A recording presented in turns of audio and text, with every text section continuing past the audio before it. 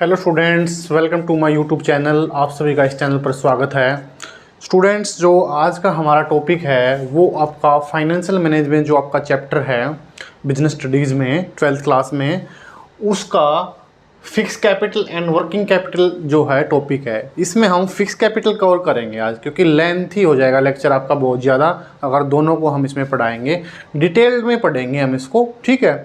तो इसलिए क्या है, सिर्फ फिक्स कैपिटल को ही हम इसमें पढ़ाएंगे कि फिक्स कैपिटल क्या है और उसकी रिक्वायरमेंट्स क्यों होती है, कौन कौन से फैक्टर इसको इफेक्ट करते हैं, इन चीज़ों का हम इसमें बातें करेंगे, ठीक है। कंप्लीट लेक्चर को देखिएगा ताकि आपको पूरा लेक्चर समझ में आ सके, ठीक है। और लेक्चर शुरू करने से पहले मैं आपसे रिक्वेस्ट करूँगा कि प्लीज़ सब्सक्राइब द चैनल, ठीक है। आप चैनल को सब्सक्राइब कीजिए ताकि सभी नोटिफिकेशंस का फ़ायदा उठा सकें। हम 12th क्लास के जो आपको बिजनेस स्टडी इकोनॉमिक्स की जो आपकी सीरीज़ चला रहे हैं, अकाउंट्स की सीरीज़ भी आपकी जल्दी ही स्टार्ट होने वाली हो। किसी कारण से रुक गई थी बीच में, तो कुछ टाइम की प्रॉब्लम रहती है इसलिए, लेकिन उसको भी हम जल्दी स्टार्ट करने वाले हैं। तो आप जल्दी से जल्दी चैनल को सब्सक्राइब कर लीजिएगा और शेयर कीजिए और लाइक कीजिए वीडियो को, ताकि ये हमारे लिए एक मोटिवेशन का कार्य करता है, ठीक है। तो fix capital and working capital, देखिए फंड जो रिक्वायर्ड होते हैं बिजनेस में, फंड जो रिक्वायर्ड होते हैं, जो पैसे की ज़रूरत होती है, वो क्यों होती है? वो बिजनेस में आपके दो पर्पज़ के लिए होती है। एक तो फिक्स कैपिटल रिक्वायरमेंट होती है आपके बिजनेस में, जो कैपिटल फंड जो रिक्वायरमेंट होती है वो क्या, कौन से दो टाइप हो सकते हैं उसके। एक तो फिक्स कैपिटल रिक्वायरमेंट हो सकती है और एक आपकी होती है working capital requirement. Fix capital requirement की बात करेंगे पहले हम। किसकी बात करेंगे यहाँ पर?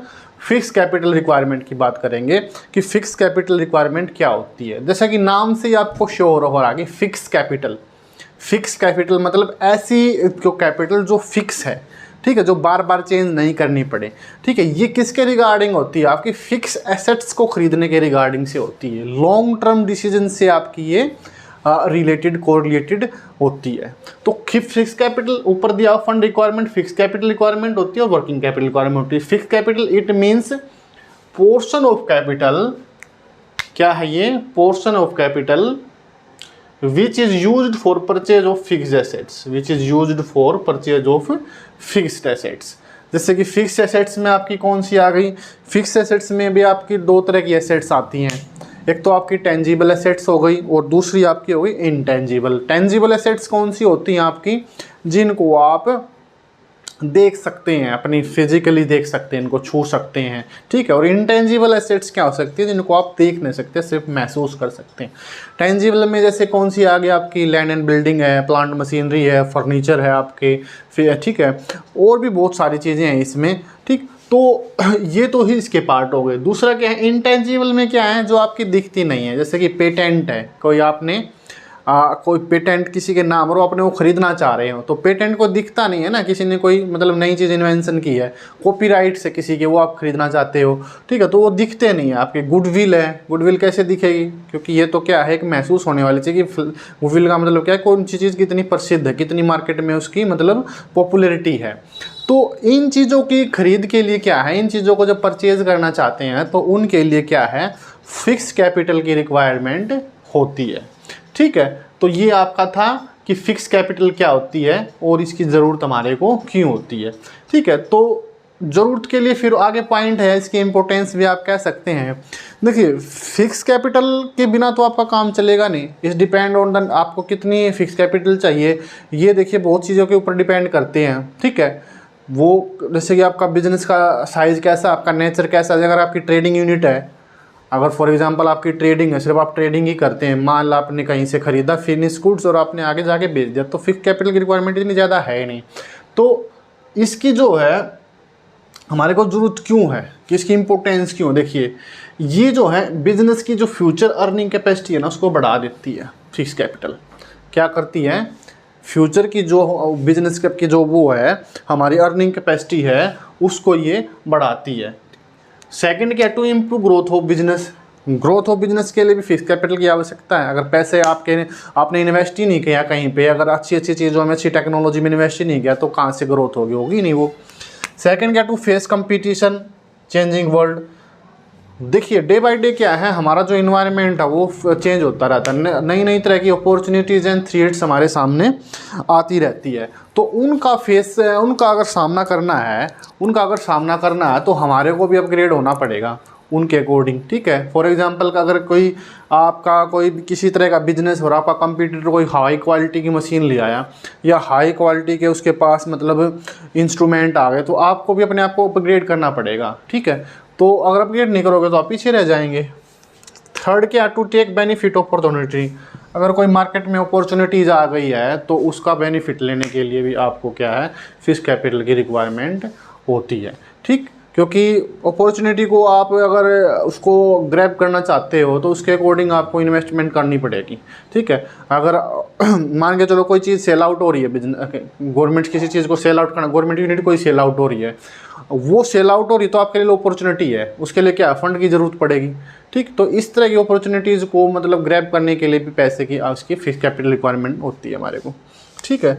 अब बात आती है कि फिक्स एसेट मैनेजमेंट, कि जो ये एसेट्स थी, फिक्स एसेट्स थी, इनकी मैनेजमेंट की जाए कैसे। इसको हम क्या कहते हैं, कैपिटल बजटिंग भी कह सकते हैं इसको, कैपिटल इन्वेस्टमेंट डिसीजन भी इसको कह सकते हैं। Capital budgeting, capital investment decision या फिक्स्ड एसेट्स मैनेजमेंट। जो फिक्स कैपिटल किस में लगाई आपने, फिक्स एसेट्स में लगाई, और फिक्स एसेट्स की मैनेजमेंट कैसे करेंगे या ये क्या होती है, ठीक है। कैपिटल बजटिंग क्या है आपका, कैपिटल बजटिंग क्या, देखिए कैपिटल बजटिंग क्या है आपका, कि आपको जो आप पैसा जहाँ पे इन्वेस्ट करने जा रहे हो, पैसा कहाँ पे इन्वेस्ट करने जा रहे हो आप, लॉन्ग टर्म एसेट्स में, फिक्स एसेट्स में, जो कि आपको फ्यूचर में आपको अर्निंग देगी।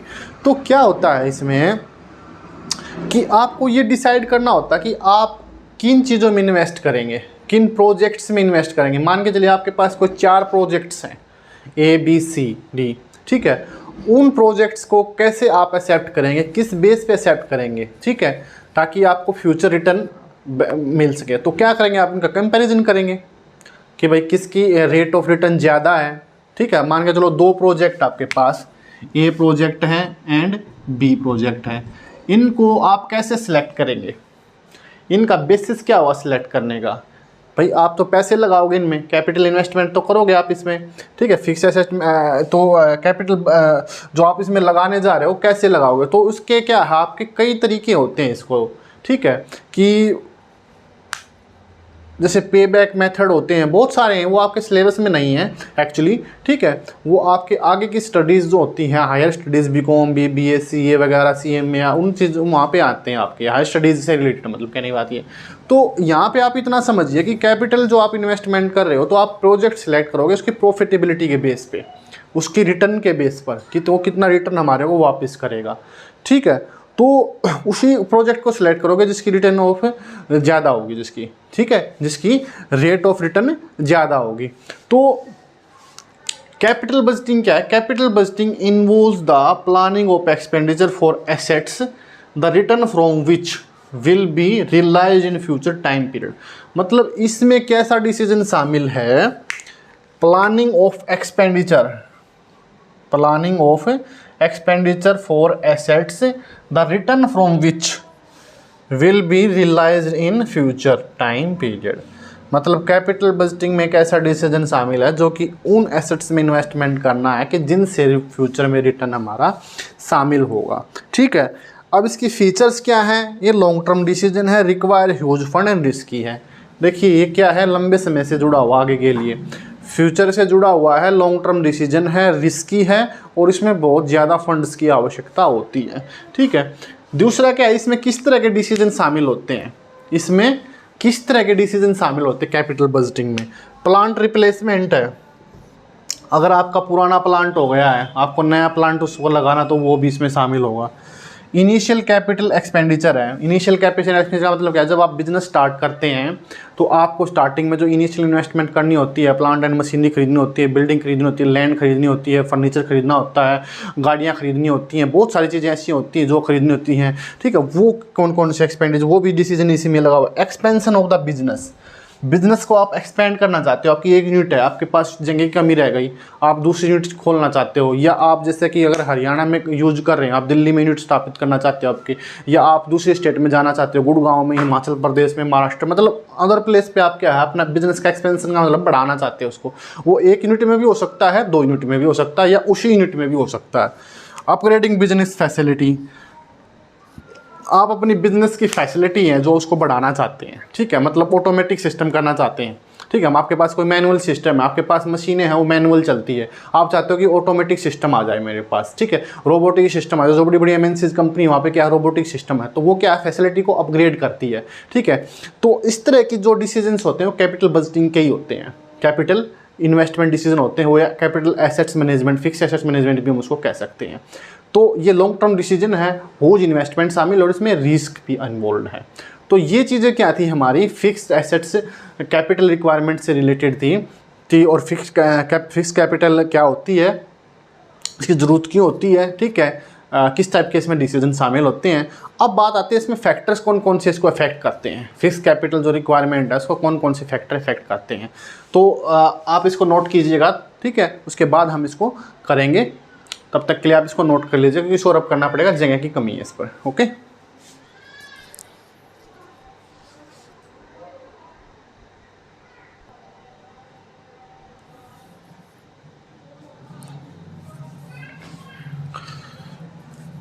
हाँ जी स्टूडेंट्स, देखिए आपने नोट कर लिया वाओक्यू। अब बात आती है आपकी फिक्स कैपिटल की जो फैक्टर अफेक्ट करते हैं इसको, कि कौन कौन से फैक्टर इसको अफेक्ट कर सकते हैं। देखिए फिक्स कैपिटल जो है वो टाइप ऑफ बिजनेस के ऊपर भी डिपेंड करती है कि आपका बिजनेस किस तरीके का, कि आपका जो ट्रेडिंग यूनिट है या आपकी मैन्युफैक्चरिंग यूनिट है। देखिए ट्रेडिंग यूनिट्स में क्या है, कम कैपिटल की ज़रूरत होती है। अगर ट्रेडिंग है तो लेस कैपिटल रिक्वायर होगी आपकी,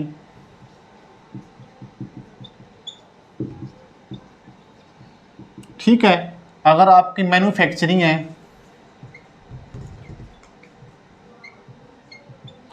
तो मोर कैपिटल, मोर फिक्स कैपिटल। अब बात आती है बिजनेस के साइज की। स्मॉल जो बिजनेस फर्म जो होती है उनके लिए ज़्यादा कैपिटल रिक्वायरमेंट की आवश्यकता नहीं होती है, छोटी फर्में जो होती हैं, ठीक है। बड़ी फर्मों के लिए ज़्यादा कैपिटल, क्योंकि उनके लिए ज़्यादा जगह चाहिए, ज़्यादा प्लांट बड़ा, ज़्यादा मशीनरी, सब कुछ ज़्यादा, फर्नीचर, फिक्सचर्स, व्हीकल, सब कुछ ज़्यादा चाहिएगा उनके लिए, ठीक है। Small size less capital,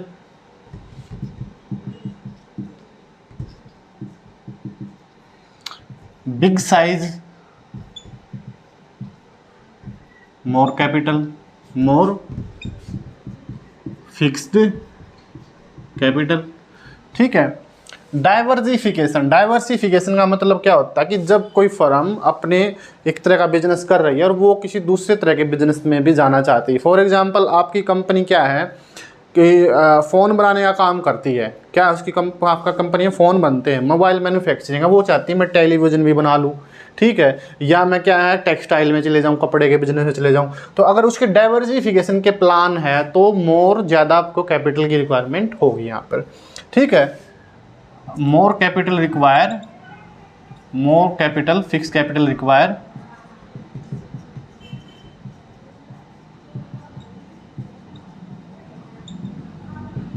if diversification, ठीक है। Option available for financing. देखिए फाइनेंसिंग के कई ऑप्शंस हो सकते हैं आपके पास। फाइनेंसिंग के क्या क्या ऑप्शन हो सकते हैं कि आप या तो लोन ले लीजिए बाहर से, या फाइनेंस के आप लीज फाइनेंसिंग करा लीजिए। मतलब क्या है, आपने 10 साल के लिए किसी चीज़ की आवश्यकता थी, आपने वो कंपनी आपने खरीद के ना क्या करवा ली, उसकी लीजिंग करा ली। अगर उसकी इस तरह के आपके पास ऑप्शन अवेलेबल है तो फिक्स कैपिटल की कम आवश्यकता होगी, और अगर आप ऑप्शन अवेलेबल नहीं है तो आपको क्या है ज़्यादा कैपिटल की आवश्यकता होगी। फ्यूचर ग्रोथ चांस क्या है आपके, अगर चांसेस आपके आगे फ्यूचर में ग्रोथ करने के हैं, अगर आपके बिजनेस के ग्रोथ करने के, तो ग्रोथ करेगा तो क्या है, पैसे की आवश्यकता भी तो होगी साथ में। तो ग्रोथ पर्सपेक्टिव है तो ज़्यादा कैपिटल से रिक्वायर होगी, कम है तो होगी नहीं ज़्यादा। टेक्नोलॉजी अपग्रेडेशन, अगर ये है कि अगर आपको टेक्नोलॉजी को अपग्रेड करना है, आपके जो बिजनेस था उसकी टेक्नोलॉजी को अपग्रेड करना है आपको, ठीक है, तो ज़्यादा पैसे की ज़रूरत पड़ेगी, क्योंकि आपको अपग्रेड करना तो नई टेक्नोलॉजी लागू, तो नए प्लांट, मशीन, इक्विपमेंट, आपको पेटेंट भी खरीदने पड़ सकते हैं, या कुछ और भी कोई भी तरीके का कार्य आपको करना पड़ सकता है। तो अगर आपकी इसमें चेंजेस के आपको पर्सपेक्टिव्स है, अगर यहाँ पे टेक्नोलॉजी अपग्रेडेशन के चांस है तो ज़्यादा पैसे की ज़रूरत पड़ेगी। डिस्ट्रीब्यूशन चैनल कैसे हैं आपके? डिस्ट्रीब्यूशन चैनल सेल्फ डिस्ट्रीब्यूशन, आपके डिस्ट्रीब्यूशन कैसे हो सकता है? रिटेलर के थ्रू भी हो सकता है आपका, होलसेलर के थ्रू, क्या आप होलसेलर को माल देते हो, ठीक है, या सेल्फ डिलीवरी करते हो। बहुत सारी फर्में होती है ना जो बिल्कुल डायरेक्ट मतलब B2B होता है, कहीं तो बिजनेस के मॉडल क्या होते हैं B2B, बिजनेस टू बिजनेस करते हैं, बिजनेस टू कस्टमर करते हैं, कहीं बिजनेस कस्टमर को जाके देगा बिजनेसमैन सीधा ही। तो ये डिपेंड करता है कि आप किस तरह के फॉर्मेट को फॉलो करते हो, ठीक है। अगर आप मतलब डायरेक्ट सप्लायर कस्टमर को सप्लाई करते हो, आपको ज़्यादा, आपको डिस्ट्रीब्यूशन आपका क्या डायरेक्ट हो गया, तो वहाँ पर क्या आपको व्हीकल्स वगैरह आपको ज़्यादा खरीदने पड़ेंगे, ठीक है, क्योंकि आप ज़्यादा डायरेक्ट जा रहे हो, तो उस केस में क्या कैपिटल रिक्वायरमेंट की ज़्यादा आवश्यक है। अगर आप उसके थ्रू काम नहीं कर रहे हो, रिटेलर के, होलसेलर के थ्रू कार्य करते हो, तो आपको कम पैसे की आवश्यकता होगी, ठीक है। टेक्निक यूज्ड फॉर प्रोडक्शन, देखिए टेक्निक कैसी यूज कर रहे हो आप क्या मैनुअली भी काम करवा सकते हैं, एक ऑटोमेटिक काम होता है, ठीक है। आपका क्या है, बिजनेस है, और बिजनेस में क्या है, या तो लेबर इंटेंसिव है वो, या फिर वो क्या है, टेक्निकल इंटेंसिव है, ठीक है। अगर लेबर इंटेंसिव हो तो फिक्स कैपिटल की ज़्यादा ज़रूरत है ही नहीं, ठीक है, क्योंकि सारा काम क्या है, लेबर कर रही है, मैनुअली कर रही है वो, ठीक है। जैसे पैकिंग का काम है, पैकिंग भी मैनुअली कर रही है, एक ऑटोमेटिक पैकिंग हो रही है आपकी। लोडिंग है, लोडिंग मैनुअली कर रही है, कंपनी में क्या है, जो आपके लेबर उन्होंने बोरे उठाए और डाल दिए, एक आपका ऑटोमेटिक है, आपकी लोडर मशीनें हैं, ठीक है। तो इस तरीके से क्या है, अगर आपका जो काम है वो अगर लेबर इंटेंसिव है, लेबर से करवा रहे हो, तो फिक्स कैपिटल की आवश्यकता कम है। अगर आपका टेक्नोलॉजी से रिलेटेड है, आपका टेक्नोलॉजी का वो ज़्यादा है, जैसे रोबोट्स काम करते हैं कंपनियों में, ठीक है, रोबोटिक सिस्टम है, तो भाई इन्वेस्टमेंट करनी पड़ेगी वहाँ पर, ज़्यादा फिक्स कैपिटल की आवश्यकता होगी। अगर उसी काम को लेबर कर रहे हैं, तो लेबर में तो फिक्स कैपिटल इन्वेस्टमेंट होती नहीं है वो तो ये चीज़ें क्या है, अफेक्ट करते हैं फिक्स कैपिटल रिक्वायरमेंट को। तो फिक्स कैपिटल रिक्वायरमेंट का टॉपिक हमारा कंप्लीट हुआ, तो मैं आशा करता हूँ कि आप सभी को ये समझ में आ गया होगा।